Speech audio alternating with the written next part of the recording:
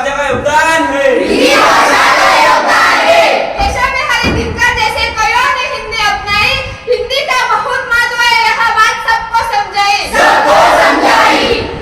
आज अनेक पत्र पत्रिका हिंदी में प्रकाशित हो रही है। हिंदी की लोकप्रियता का अंदाजा तो इसी बात से लगाया जा सकता है कि विज्ञापनों, फिल्मों और गानों में हिंदी की भरमार है। हिंदी की भरमार है। अरे ओ सांबा, कितने आदमी थे? तुम 3 और वो 2 फिर भी वापस आ गए। बहुत नाइंसाफी है। निर्मा, निर्मा, वॉशिंग पाउडर निर्मा, दूध की सफेद